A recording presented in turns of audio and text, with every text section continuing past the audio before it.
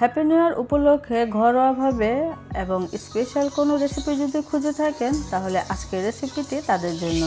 সবাইকে আসসালামু আলাইকুম। রিয়াজ কিচেন থেকে আবারও হাজির হয়ে গেলাম নতুন আরও একটি রেসিপি নিয়ে।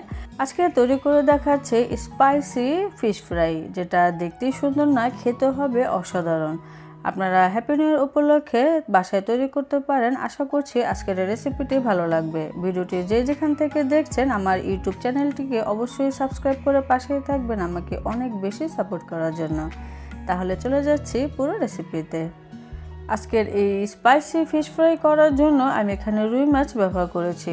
আর রুই মাছটা একটু বড় দেখে নিয়েছি এবং মাঝখানে কাঁটাটা ফেলে দুই ভাগে স্লাইস করে নিয়েছি। এখন এই ছুরির সাহায্যে মাছটাকে একটু কাট লাগিয়ে নিচ্ছি যেন ভেতর পর্যন্ত মশলা ঢুকে, যেটা খেতে ভালো লাগবে। দোনো পিস আমি এভাবে কাট লাগিয়ে নিচ্ছি। একটু ডাবিয়ে কাটার চেষ্টা করবেন যেন মশলাটা খুব সুন্দরভাবে ভেতরে ঢুকে যায়।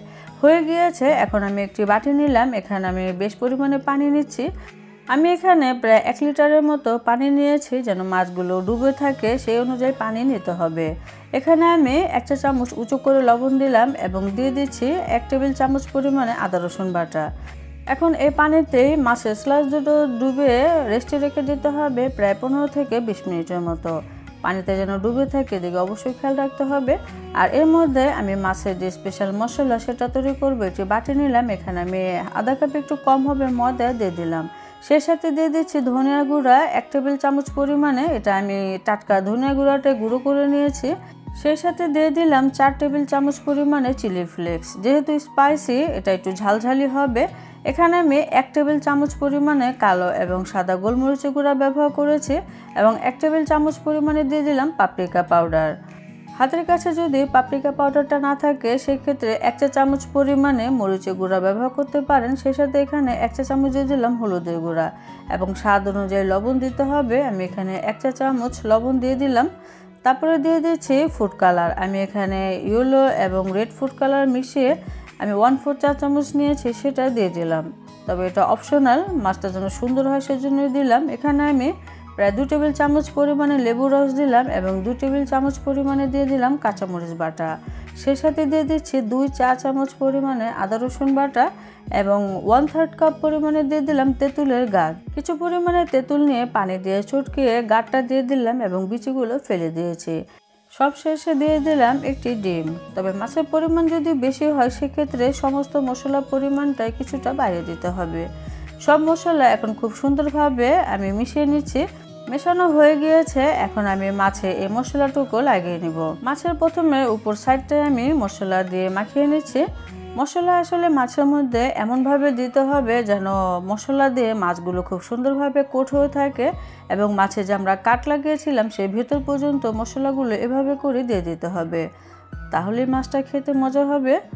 আর এই মশলাটা মাখানোর পরে আমি লবণটা একটু চেক করে নিয়েছিলাম। আমি এখানে আরও আধা চা চামচ পরিমাণে লবণ দিয়েছিলাম।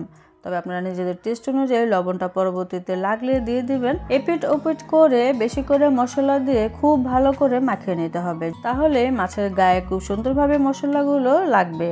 এখন আমি রেস্টে রেখে দেব প্রায় 2 ঘন্টার জন্য।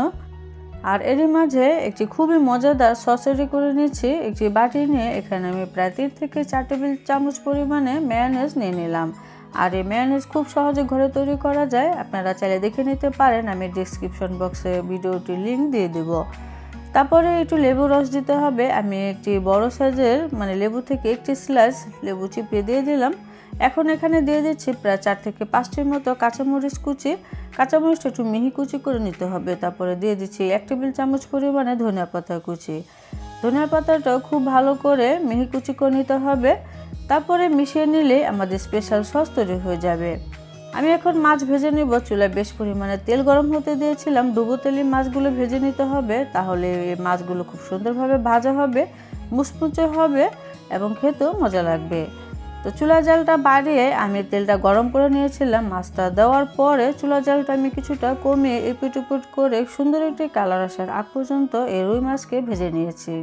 যদিও স্পাইসি ফিশ ফ্রাই আপনারা ঝালের পরিমাণটা আরও বেশি খেতে চাইলে আরও বাড়িয়ে দিতে পারেন, কোনো সমস্যা নেই। আমার মাছ ভাজা হয়ে গিয়েছে। এখন আমি তেলটা ঝরিয়ে উঠিয়ে নিচ্ছি। আর আরেকটা মাছের টুকরো যে রয়ে গিয়েছে আমি সেটাও ঠিক একইভাবে ভেজে নেব। আমি একটি টিস্যুর উপরে রাখলাম যেন এক্সট্রা তেল চলে যায়, আর দ্বিতীয় যে পিসটা রয়ে গিয়েছিল সেটাকেও ভেজে তুলে নিলাম। এখন গরম গরম থাকা অবস্থায় উপরে সামান্য একটু চাট মশলা এবং সামান্য একটু চিলি ফ্লেক্স দিয়ে দিতে হবে। এতে করে চাট মশলার ফ্লেভারটা আসবে এবং খেতেও মজা লাগবে। এবং চিলি ফ্লেক্সটা দিলাম যেন আরও কিছুটা স্পাইসি হয়, যেটা খেতে ভালো লাগবে। তো গরম গরম থাকা অবস্থায় এই মশলাটুকু দিতে হবে। এখন আমি পরিবেশন করছি। আপনারাও এই রেসিপিটি ফলো করতে পারেন, আমি আশা করছি ভালো লাগবে। আপনারা দেখে নিশ্চয়ই বুঝতে পারছেন দেখতে কতটা লোভনীয় আর খেতেও অত্যন্ত মজার হয়েছিল। আমি আশা করছি আপনারাও তৈরি করলে নিরাশ হবেন না, খেয়ে সবাই প্রশংসা করবে। আর সেই সসের সাথে অবশ্যই পরিবেশন করবেন, তাহলে এর মজা দ্বিগুণ হয়ে যাবে। আপনারা চাইলে চিলি সস বা টমেটো সসের সাথেও পরিবেশন করতে পারেন, তবে এই সসটা খেতে অত্যন্ত মজার। ভিডিওটি ভালো লাগলে লাইক কমেন্ট করতে ভুলবেন না, আর ভিডিওটি শেয়ার করে দিবেন। সবাই বেশি ভালো থাকবেন। বিদায় নিচ্ছি। আল্লাহ হাফেজ।